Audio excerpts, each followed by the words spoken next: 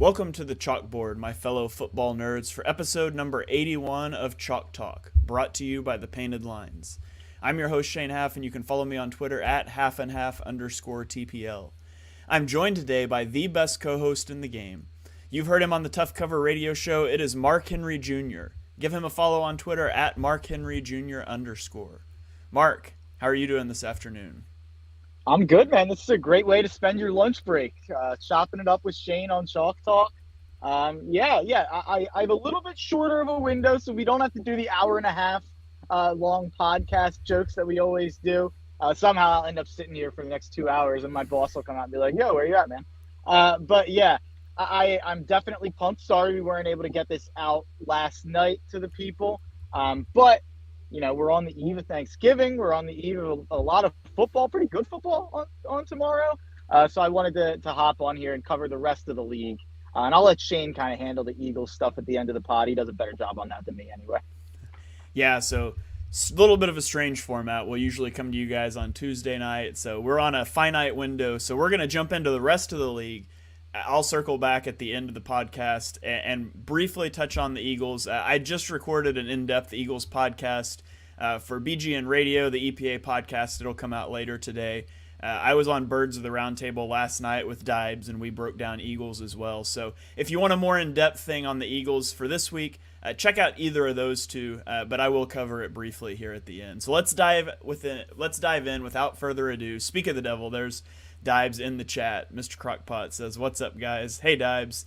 Glad you're here with us this afternoon. We're going to dive into the Thursday night game. It was the Titans traveling to Green Bay, and they win 27-17.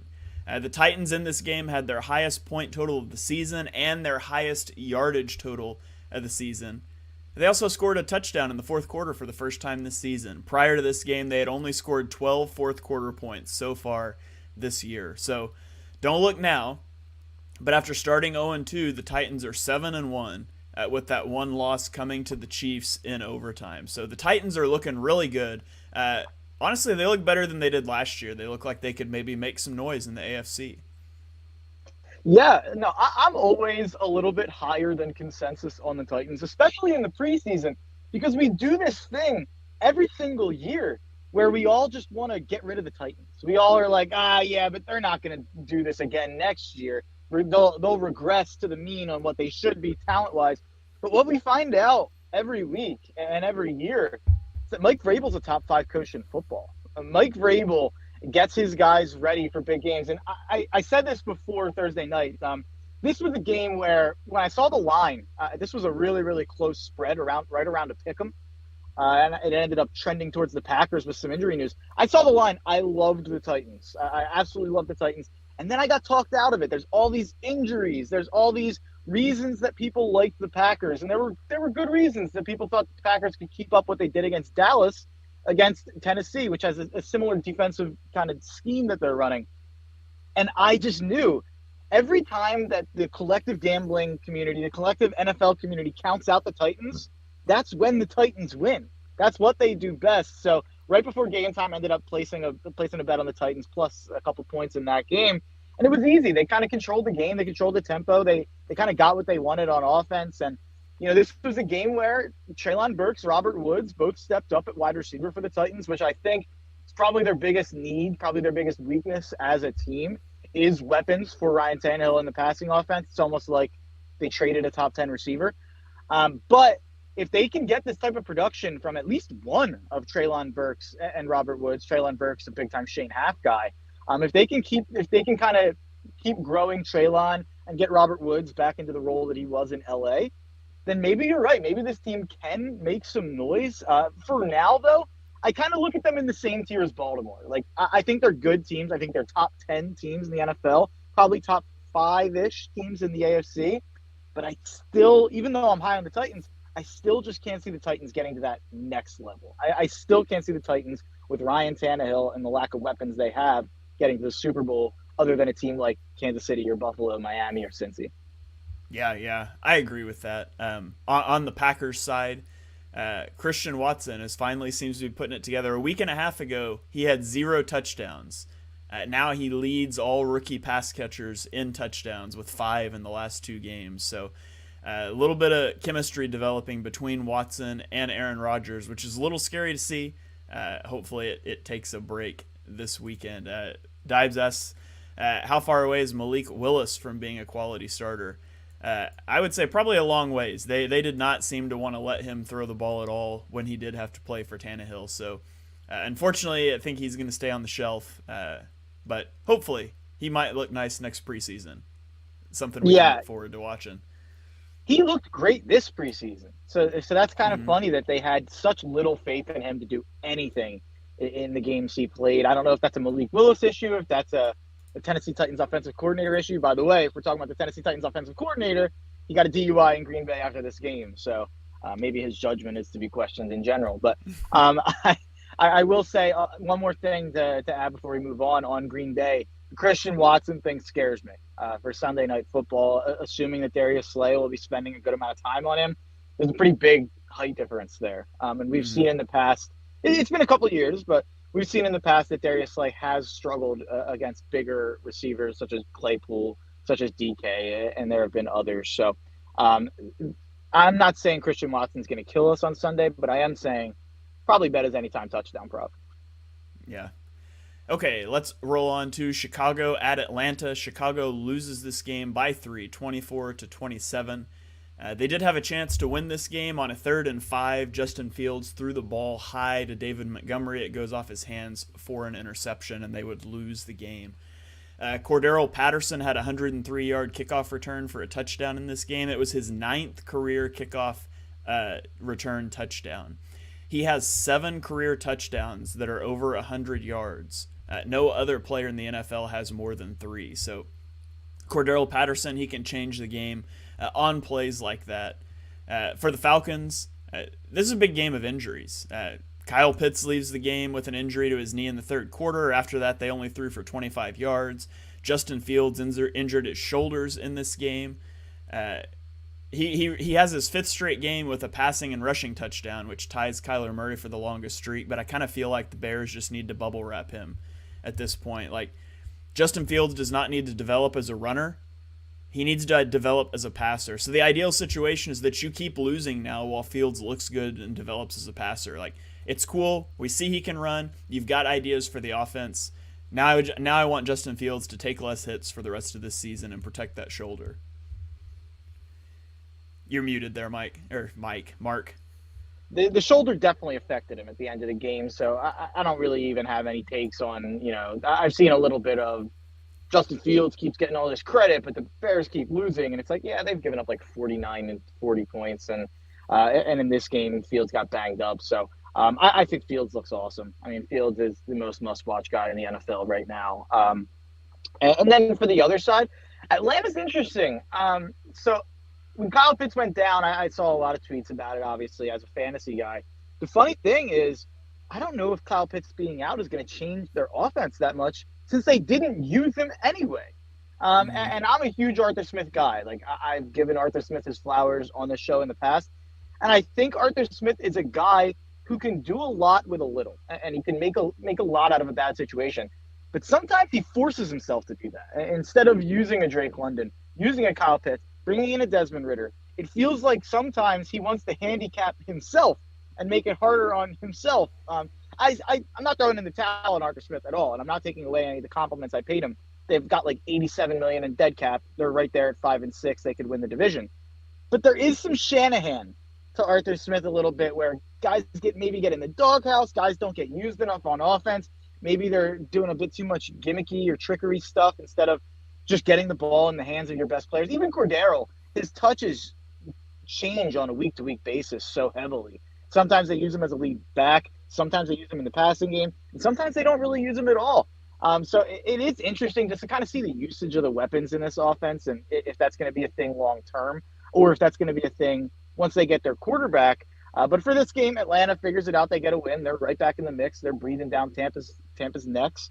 And it's going to be interesting to watch if Atlanta kind of rolls at Mariota as long as they're in playoff contention. And the over bet that both of us had on the Falcons, it cashed this weekend, over 4.5 wins. So you love to see it. So. Yeah, that was one of the easier ones on the board. I think I cashed Colts and Broncos under 10.5 this weekend as well. Hmm. So definitely cashed a couple of my favorite bets from the preseason, which is nice. Lions making me sweat under 7 though. We'll talk about that in just a bit. Yeah. All right, Carolina at Baltimore. Baltimore wins this game 13-3. It was ugly. It was 3-3 midway through the fourth quarter. The Ravens looked like they might lose to the Panthers. Then Marcus Peters forced a fumble that set up a touchdown 2 plays later. Demarcus Robinson, big Demarcus Robinson game, had 9 receptions for 128 yards. He's the only part of the offense that worked. Like Lamar Jackson's most reliable target is a guy who's been in the league for 6 years and has never had a 500-yard season. So that should tell you what you need to know about the Ravens offense. As for the Panthers, their defense looked good. Their defense, I think, is legitimately a good unit. Brian Burns had a sack and 2 tackles for loss.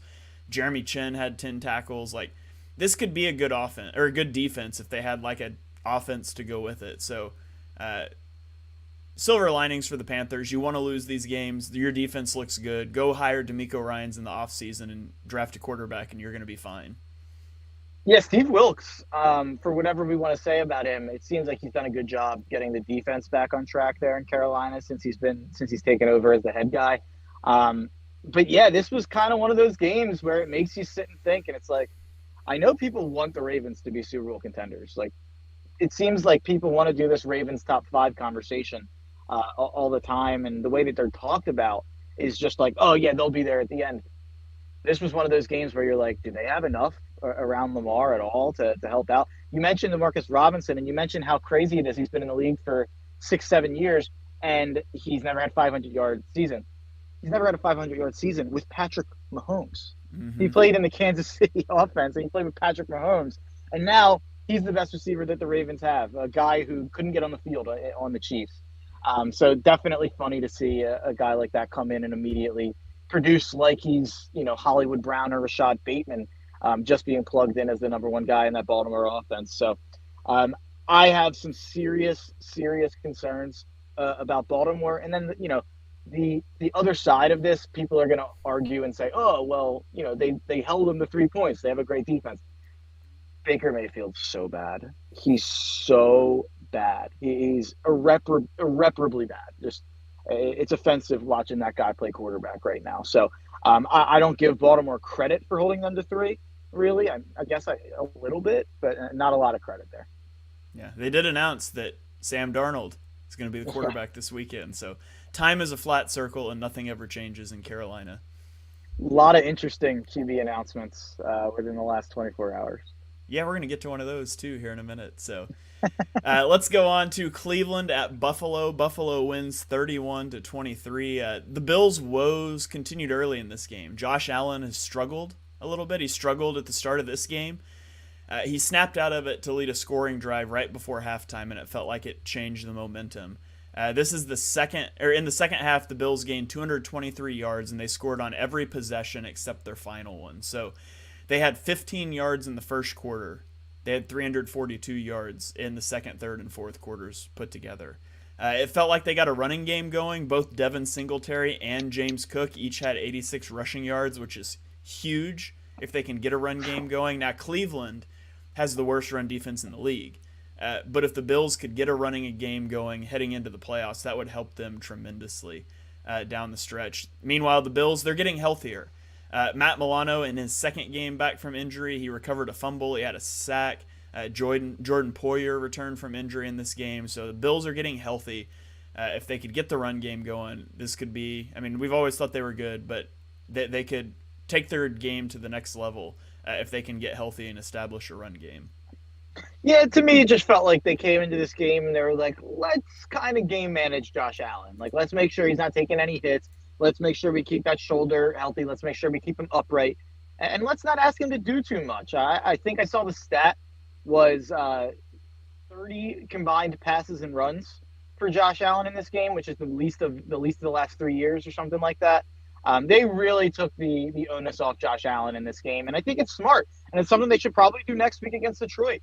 While you kind of have the cushion to maybe take a loss or two in this stretch, and you're going to make the playoffs. Maybe you don't win the division, but I think Buffalo's going to make the playoffs. At this point, just keep Josh Allen all right. Keep him healthy, because if he goes down, you can kind of kiss your season goodbye.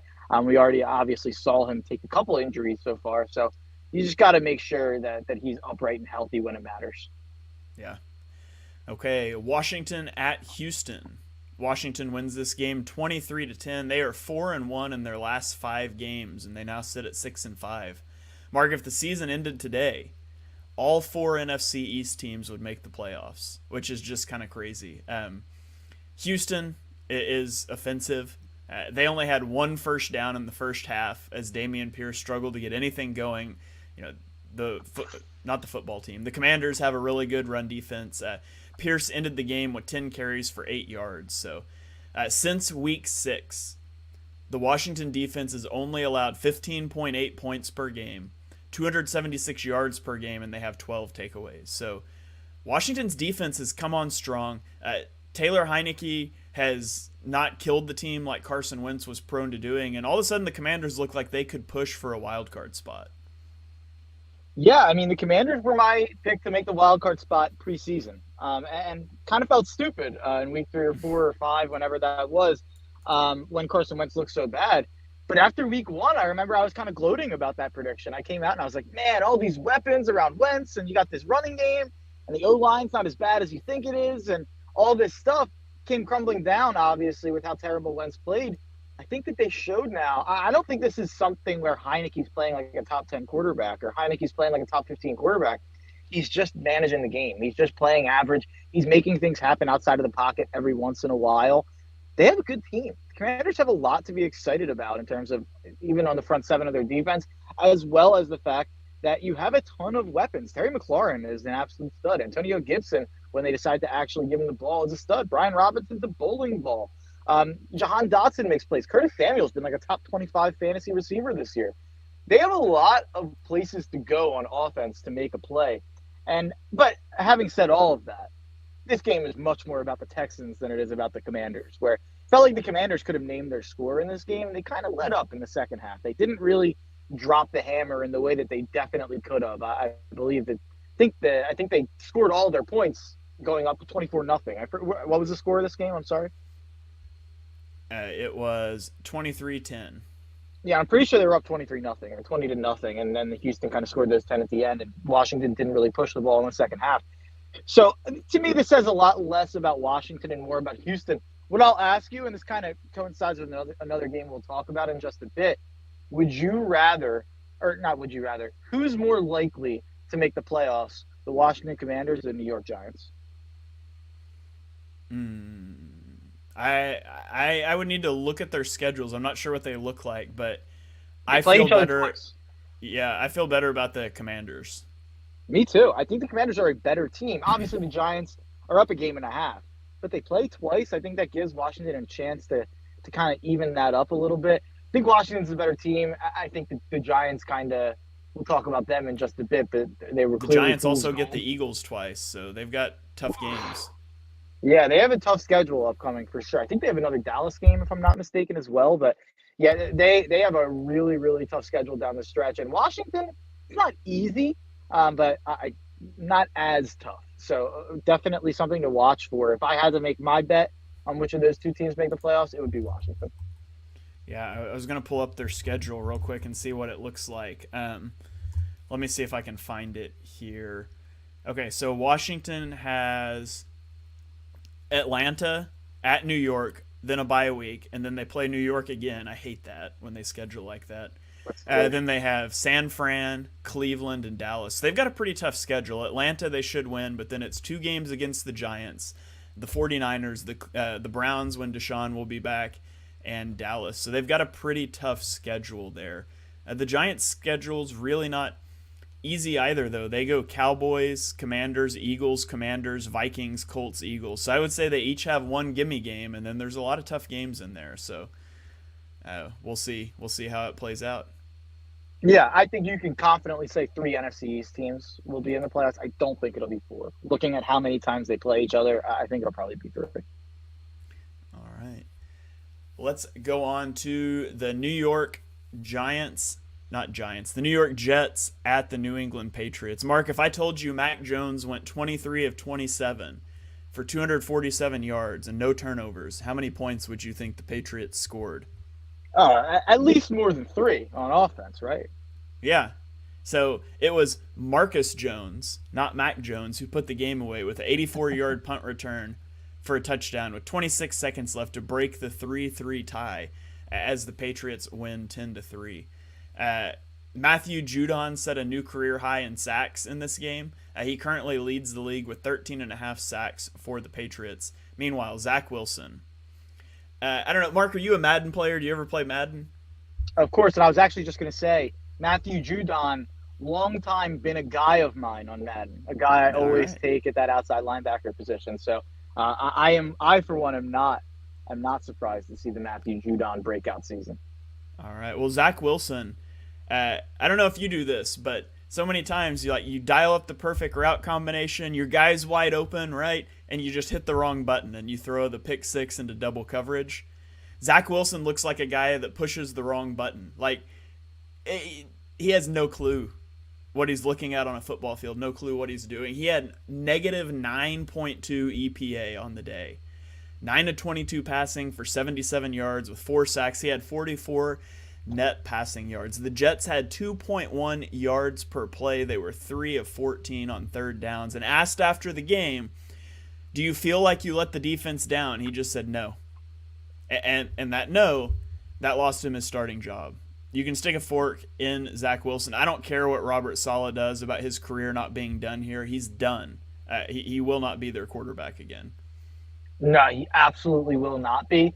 The Jets had 2 yards in the second half of this game.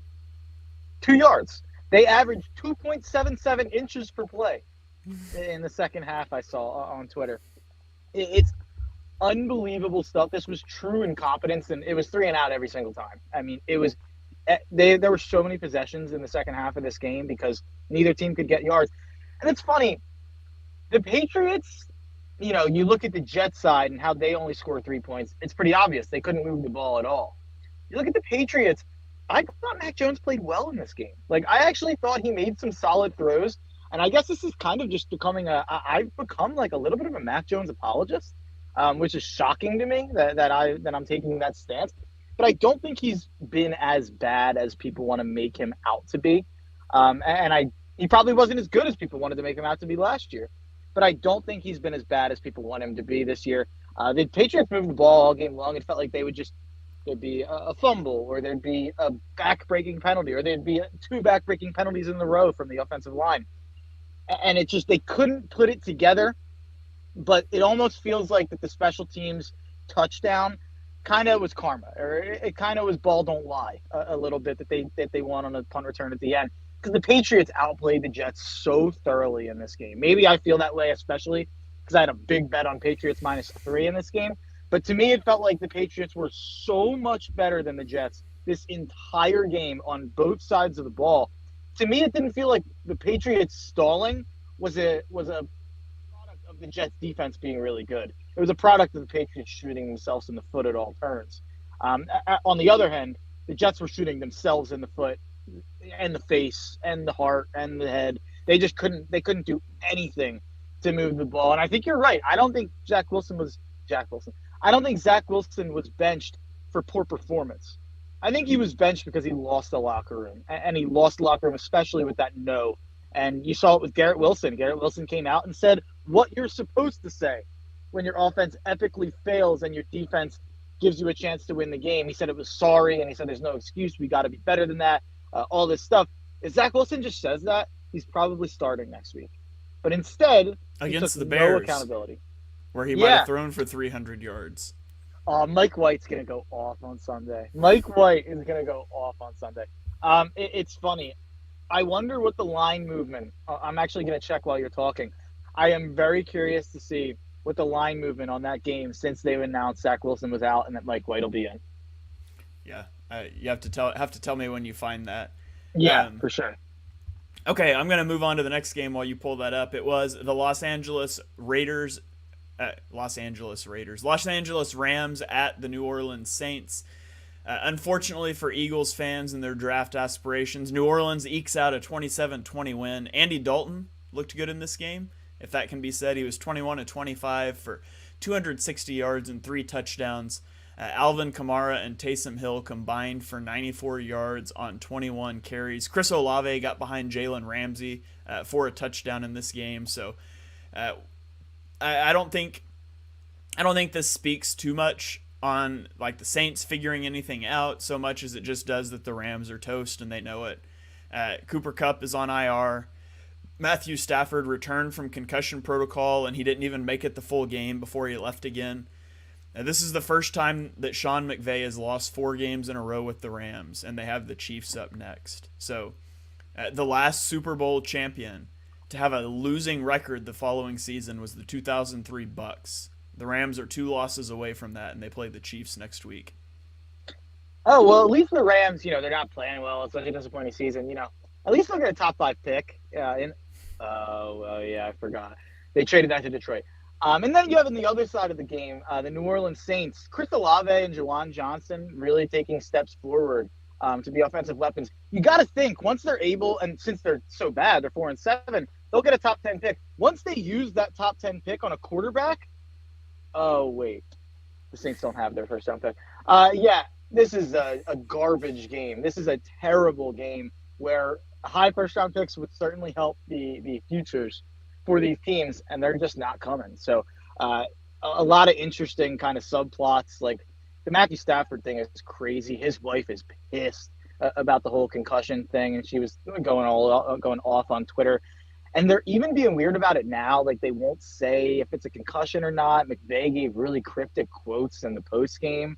It was really weird how they've handled this whole Stafford thing. And even the first concussion, they handled it really weirdly and didn't say it was an outright concussion right away. And they ruled it a concussion on Wednesday at 3 days after the game.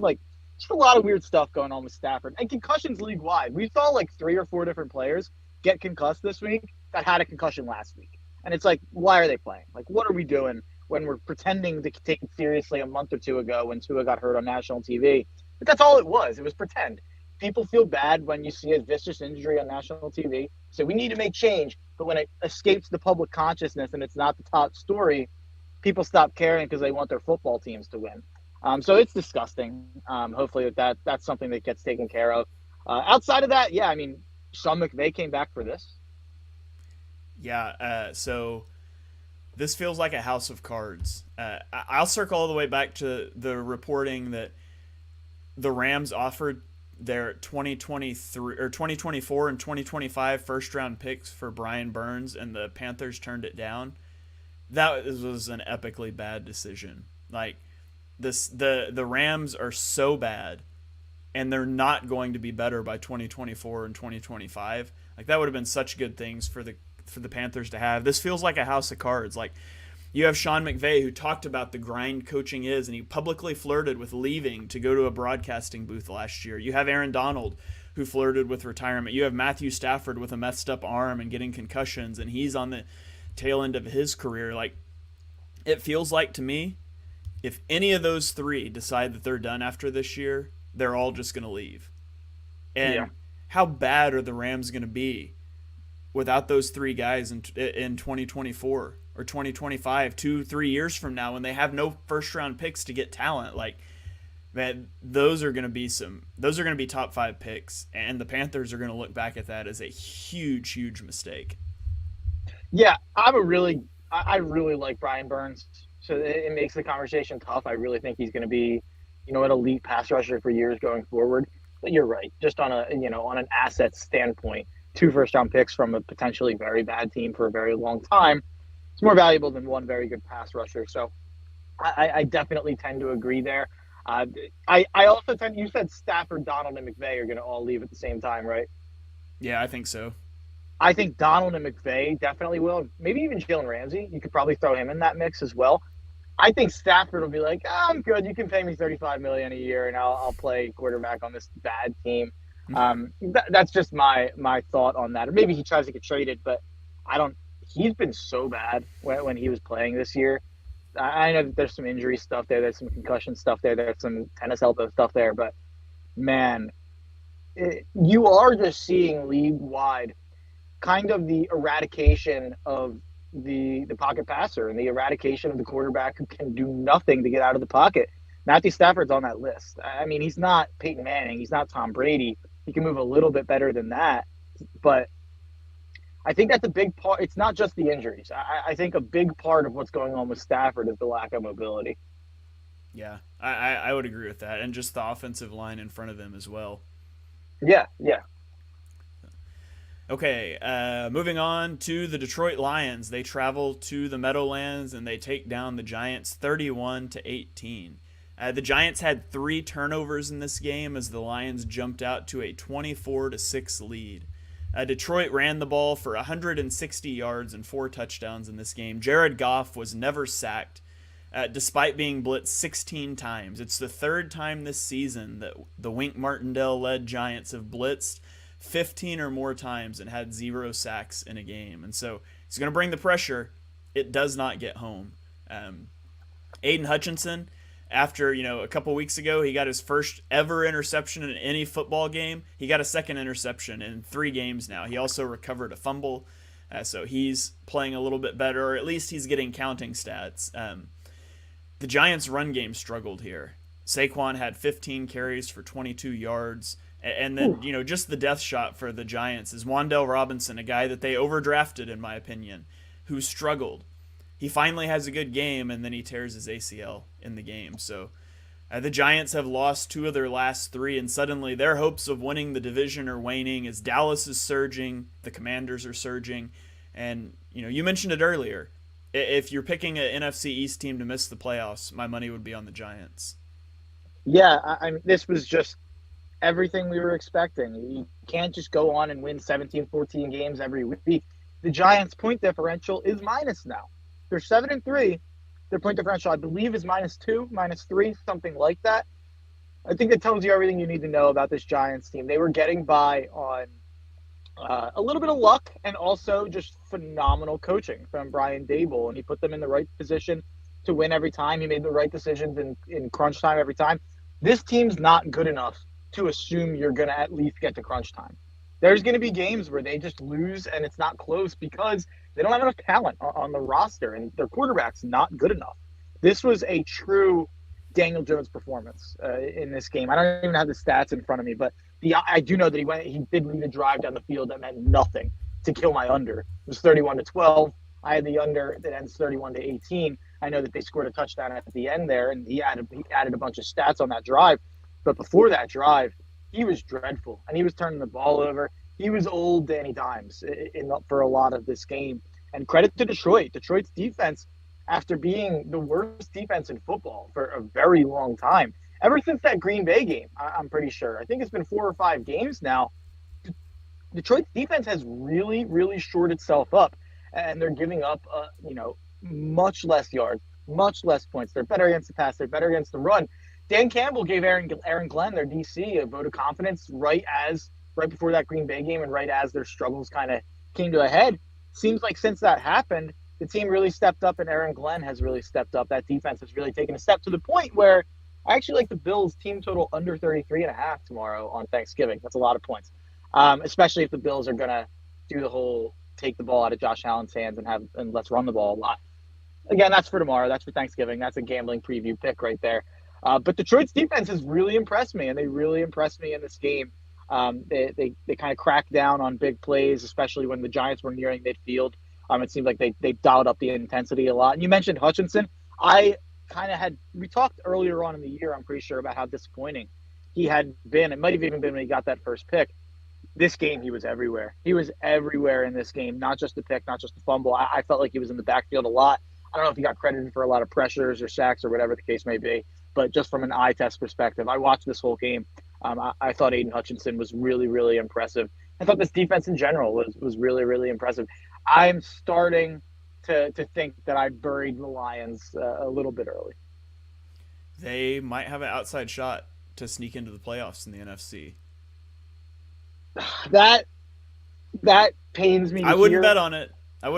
Yeah. But they got a shot. Yeah, they have a shot. I don't think they will. I really don't think they will. I'm more concerned about them getting to like 8 and 9 and ruining my best bet on the NFL preseason, which was under 7 wins. So at this point, I guess I need what do I need? 3 and 4 at the worst to push that. bet to get them to 7-10. That's what I'm rooting for. I'm rooting for the Lions to go 2-5, 1-6, or 0-7 the rest of the way. Hopefully, this is all a mirage. All right, let's go to Las Vegas at Denver. Las Vegas wins in overtime, 22 to Do we have 16. to? No, no, we don't. Neither of these teams matter. We'll say though, Devontae Adams, he has 94 yards and a touchdown in the first half, almost nothing in the second half. Then in overtime, he burns Patrick Surtain for the game-winning touchdown. It was the third deep reception allowed by Surtain in his career, and it cost the Broncos this game. They never would have gotten there without Carr engineering a game-tying drive down 3 with 1:27 left to play. He's got to tip the hat, though. Give Russell Wilson the assist for throwing the ball away on 3rd and 10, saving the Raiders 35 seconds. I mean, even Taylor Heineke got that right on Monday Night Football last week and managed to draw roughing the passer on it, but he just went down. Don't throw the ball away there and stop the clock. Max Crosby had a good game, 2 sacks, 2 tackles for loss, 3 QB hits, 6 tackles, a forced fumble, and a blocked field goal for Max Crosby. So he had himself a game as the Raiders win one in overtime. And that's all we got to say about it. We can move on if you want. Next. It's all like right. that. I don't know if you probably don't remember. There was an MTV show called Next. And this was it was probably like 2005. It was a dating show. And they had a bus where you probably had like 5 or 6 contestants that were, you got to pick the one at the end of the show. But every episode, MTV would have the person. Someone would walk off the bus. Like, let's say there's 5 girls on the bus and there's a guy off the bus. They would have someone walk off the bus, and the guy would immediately, before she said a word, be like, "Next." That's what that makes me think of. That was a reference for the people out there. See, yeah, I did not ever watch that or hear of it, but we can go next. So the next one, we got Dallas at Minnesota. They win 40-3, just blasted the Vikings. Tony Pollard, 15 carries for 80 yards, 6 receptions for 109 yards and 2 touchdowns. Dallas scored on their first 7 possessions in this game. Micah Parsons had a great game, and there were some strange coaching decisions there. He has 4 tackles, 2 sacks, a forced fumble, and 5 QB hits. Then he injured his knee in the third quarter, up 34. Like, should he have even been in at that point? Probably not. But not only was he in and did he get injured, but he came back into the game. A game that the Cowboys won by 37, playing on an injury. That's just gross mismanagement of your football team. But it didn't cost them. I mean, he didn't get injured again. Kirk Cousins was sacked 6 times in his first 23 dropbacks in this game. And the hilarious stat from this game, you mentioned it about the Giants, but the Vikings are now 8-2 with a negative 2-point differential. Like, eventually, they were always going to eventually run out of luck in all these one-possession games, and they didn't even get to a one-possession game here. Dallas just blew the doors off of them. Yeah, no, I think I might have actually been referencing that Vikings stat with the Giants, so I might have had the wrong number. So that's what I was trying to check. Yeah, Giants are +1. The Giants are +1. The Vikings are -2. That's much better. I got those flipped in my head. But yeah, this is. I mean, I'm gonna whisper. I'm gonna get close to the camera. I'm gonna whisper. No one has to hear this. The Dallas Cowboys are for real. Like, the Dallas Cowboys are a Super Bowl contender. Every bit of the Eagles. Like, the Cowboys are a top 4 team in the NFL, top 5 at worst, and they have it on both sides of the ball. If Dak's going to play like he has the last couple of weeks, if CeeDee Lamb's going to look like a top 5 receiver in football, if they're going to have a 2-headed monster of Zeke and Pollard, if that O-line looks like it looked about 5 years ago, the defense we all know. We all know how good the defense is. We know how good Parsons is. Diggs has really taken steps this year. I know Trevon Diggs was kind of a little bit of a punchline last year, even though he had so many interceptions. He gave up so many yards. This year, less interceptions, less highlight plays. He's been much, much better as a corner in that scheme. He's really improved. So Dallas's defense is downright scary. It's terrifying. And games like this, you have to take them seriously, and you have to take the Vikings anything but seriously. Kirk Cousins looked like the sack god that we know he is. It reminded me of last year. I remember every week on the pod, where to the point where I had to stop myself. Last year on the pod, Kirk Cousins was giving himself up like 3 seconds into a play if there was a guy 3 feet ahead of them. I remember we talked about it like every week, and it felt like more of the same in this game. Kirk Cousins, I've never seen a quarterback kind of concede the sack earlier than Kirk Cousins. Like, it's before he's even getting touched. Like, other quarterbacks try to wiggle out of the sack and get out of the pocket. Kirk Cousins is like, I'm going to turtle. That's what he does. And we saw it a lot in this game. So, yeah, Minnesota, it was nice while you were a story and all. It was nice knowing you. But I'm pretty sure you're going to win the division and lose in the first round at this point. Yeah, I agree with that. And I don't know how I would stack up the NFC teams right now. I think Dallas makes a strong consideration to be named the best team in the NFC right now. You think about their losses to the Eagles with a backup quarterback in Week 1. Is that the only two losses? They've only got two, right? I think that's right. Yeah. So, or no, they have three. They have three. They lost to the Packers. Oh, that's right. That's right. The offense looked shaky when Dak first came back, but they've looked really good. So the question was never about the defense. If the offense can continue to look good, they make a strong case to be considered the best team in the NFC. But we got to see how it plays out over a few more weeks. I'm not going to whiplash to one game, but they're a scary team, as are the 49ers, who we'll get to in a minute. But you're bringing up some good memories here for Dibes. He chiming in on YouTube, says he was actually watching old school MTV Movie Award parodies this morning. So Mark's bringing it with the old school references that old guys like Dibes, they get. So, oh yeah, I'm making the dad references now. All right, moving on. We got 3 games left. Cincinnati at Pittsburgh. Cincinnati wins 37-30. Man, Joe Burrow must hate facing TJ Watt, who intercepted him for the second time this season in one of the craziest interceptions I've ever seen. He is engaged with La'el Collins, and he gets his hands up to bat down a pass, and he just catches it. Just incredible. I don't know if you want to call that luck, skill, athleticism, whatever, but incredible interception by TJ Watt. The Steelers were up in this one 20-17 at half, but Burrow bounced back. He ends the day with 4 touchdown passes. Ironically, he attempted 3 passes behind the line of scrimmage on Sunday, and all 3 were touchdowns to Samaje Perine, their backup running back from Oklahoma. Cincinnati picks up their first division win of the season, which sounds like a made-up stat, but it's not, and they get to 6-4. Yeah, this was one of those games where you walk out of it, at least I do, saying, man, since he's a contender, like since he can win a game a lot of different ways. And they showed that in this game. Pittsburgh, I thought Pickett looked fantastic in the first half of this game. This was by far the most promising moment for Kenny Pickett that we've had with him starting for Pittsburgh. Didn't look so good in the second half. It seems like since he really made adjustments, their defense did a really good job stopping Pittsburgh. And honestly, this was really a 37-23 game. Pittsburgh scored at the end to make it a 37-30 game and to, I believe, cover the spread maybe. But they really shut down Pittsburgh's offense in the second half. Three points for most of the second half. And that's kind of the story of the game is Cincy's defense has been bad in first halves, really good in the second halves. And if that continues, if they can continue to kind of adjust at halftime and lock down as long as they stay in games and as long as their offense scores enough for them in the first half of games, it seems like that's a pretty good strategy. It seems like that's kind of what they did last year. So I think Cincy and Miami, I'm going to put out power rankings this week, so I was messing around with it for gambling purposes. We can compare them. I'd be curious to see how close we are.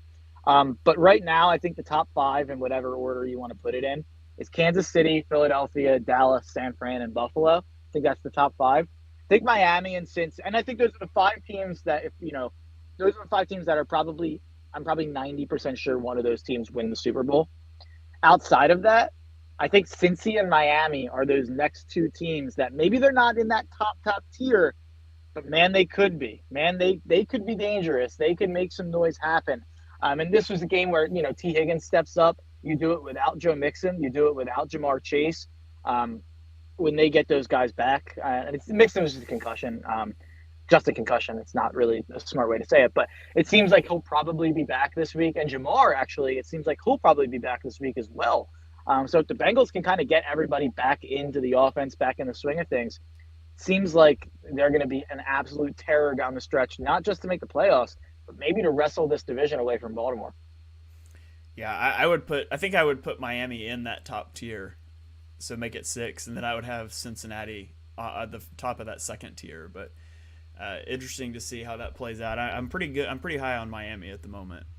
Look at me disrespecting to and Mike McDaniel and the Yeah. Dolphins. I don't know when you're going to come around, but I know. it's pathetic that you continue to disrespect Tua.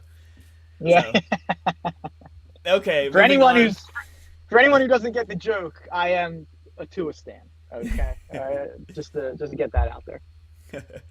Okay, Kansas City at Los Angeles playing the Chargers. They win 30-27.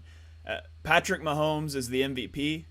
He will continue to be the MVP every season until further notice. Like, when he got the ball back with a minute 46 left down, there was never a doubt in my mind that he would score. Not one. Like, it was as sure a thing as could be. Like, for the Chargers, you don't want a drain clock in that situation. You want to hurry up and score, so maybe you have time to get the ball back and score again. Because it's just as sure a thing as there is. Mahomes will drive down and score. And he does. And Travis Kelce catches the game-winning touchdown, his third touchdown of the game. Here's an insane stat. Patrick Mahomes is 13-7 in his career when trailing Yeah. at halftime. No other quarterback is above 500 in such games. The Chargers, they get Keenan Allen and Mike Williams back. And in just what is a perfect microcosm of their season, Mike Williams is injured on his first target of the game after missing all but the opener with an injury. Keenan Allen has 5 catches for 94 yards, but he had a fumble late. Josh Palmer had 8 catches for 106 yards and 2 touchdowns. He's becoming a little reliable. But at the end of the day, what I really want to talk about is Brandon Staley and his cowardice. At the end of the half, you've got a 2nd and 1 at the Kansas City 2-yard line, and you end up kicking a field goal on 4th and 2. How are you not trying to score a touchdown there? Later, he punted on 4th and 1 from their own 34, and you could say it's the 34. Like, you're basically giving them a touchdown if you don't convert on 4th and 1, as if field position matters to Patrick Mahomes. Like he said after the game, the defense was playing well. It's Patrick freaking Mahomes. He doesn't care how good your defense has been playing. You cannot kick a field goal from the 2-yard line. You cannot punt on 4th and 1 against the Chiefs, and it'll cost you. And it cost the Chargers in this one. I mean, just a couple of Mahomes stats to throw at you here. Mahomes is now 24-3 in his career against the AFC West. He's 14-0 against the AFC West on the road, and he has now won 25 straight games in the months of November and December. He's the best athlete alive today in any sport. Patrick Mahomes is it's unworldly the things he's able to do. And then, to give some credit to Travis Kelce is in first place among fantasy tight ends, obviously. He's scoring 8 points per game more than number 2. Just for an idea of how dominant Travis Kelce is at the tight end position. Just like I said, Patrick Mahomes, the best athlete alive. Travis Kelce is the best tight end of all time. I mean, the production that he's laying out there is just absolutely unbelievable. I don't have much to say about this game. I actually would putting aside all the Kansas City stuff, because obviously they're the best team in football. Mahomes the best player in football. All of that kind of goes without saying. I'm impressed that the Chargers hung around in this game. I'm impressed that even with their hospital squad, the Chargers were able to make enough plays to happen to go up in this game after the 2-minute warning. I think that's impressive, and I think that should kind of be given credit for. I think the Chargers might get back on track here if they're able to get at all healthy. Every game between Justin Herbert and Patrick Mahomes has been a 1-score game in the entirety of their career. And so just going to be a lot of fun to watch those guys go head-to-head and over the next decade or more. Yeah, and did the Chargers win any of those games? I'm actually curious. Yeah, I think so. I think they didn't they beat the Chiefs last year? I thought that they might have one time. I know that they lost the other game. They may have won one last year. I think that Mahomes has probably gotten the other ones, but yeah, I mean, it's unbelievable. And how funny is it that division's got one team over 500 after we all thought they'd be the NFC East with 4 teams making the playoffs? They beat the Chiefs 30-24 in Week 3 last year, and then they lost in overtime in Week 15. Yeah. No, there's gonna, especially when Herbert gets his players back and has like his full team around him. Hopefully, if that ever happens, if the Chargers ever break their curse, Chargers Chiefs is going to be really fun for a really long time. I have to run. I'm going to run out of here on my last thoughts here. Well, Monday Night Football with San Fran, Arizona. Yes. Jimmy G is going to look great in a Jets uniform next year. So that's all I have to say about that game. San Fran, Super Bowl contender. But Real quick plugs. You can follow me at Mark Henry Jr. _ on Twitter. You can check out my radio show on Fox PHL Gambler every Saturday from 11 to 1. I know, and on the Painted Lines. We're actually streaming it on the Painted Lines as well, so I don't know why I didn't plug that. Yeah, Jets would win the AFC East if they had Jimmy G this year, if they would have traded for him in the offseason. They would. They absolutely would. All right. Thanks for joining, Mark. You can catch Mark and I live next Tuesday night. We should be back on a normal schedule then. For here, I'll take it the rest of the way and get you guys through these. Monday night, the 49ers it wasn't at Arizona. It was in Mexico City. The 49ers win 38-10. This was a rematch of the first ever game played outside of the United States, which was also in Mexico City in 2005, where the Cardinals beat the 49ers 31-14. This time the 49ers win in blowout fashion. The 49ers have won 5 of their last 7 games, and now they're tied with Seattle on top of the division. This game was tight in the first half. It was 17-10 at halftime, but early in the third quarter, Deebo Samuel takes a pitch 39 yards for a touchdown, and that broke the floodgates open, broke the game open. The Cardinals played their second straight game without Kyler Murray, who's been battling in war zone. He's been battling a hamstring injury, and it's going to be hard to win a game like that. I know San Fran's playing a backup quarterback, but their backup quarterback is Jimmy G, who has been to Super Bowls. Like he's a competent starting quarterback, and he was effective. 20-29 for 228 yards. He had 4 touchdowns versus no sacks. Christian McCaffrey was involved, 7 carries for 39 yards, 7 receptions for 67 yards, and then George Kittle and Brandon Ayuk each had 2 touchdowns. Brandon Ayuk saving me in fantasy. He had 2 catches for 20 yards and 2 touchdowns. So that's the Monday night game. The 49ers win. They are certainly one of those teams that's in the top tier of the NFC now, although their record does not indicate it. Their defense is incredible, and the offense is coming into its own. So now we're going to flip the script and we're going to end on the Eagles game. Like I mentioned earlier, I'm going to briefly touch on the Eagles game. You can check out on my YouTube channel the Birds of the Roundtable episode where Dibes and I break this down in depth. You can check out the EPA podcast that'll come out later today on the Bleeding Green Nation feed where Victor Williams and I go in depth onto that game and previewing the upcoming game. But for now, for the sake of completion, I'll cover this one. The Eagles win 17-16 over the Colts. It was a sloppy game, but it is a win. The Eagles offense struggled for the second game in a row. They fumbled 2 times. They only had 3 drives with more than 2 first downs, and the defense had to keep the Eagles into this game until they finally got going later. On the defensive side, the run defense was really good after the first drive. In the first drive, Jonathan Taylor had 49 yards rushing as the offense just marched the ball down the field, and it looked like the same old. Jonathan Gannon just inserted Linval Joseph and Ndamukong Suh into the lineup and tried to play the same style of defense, and it didn't work.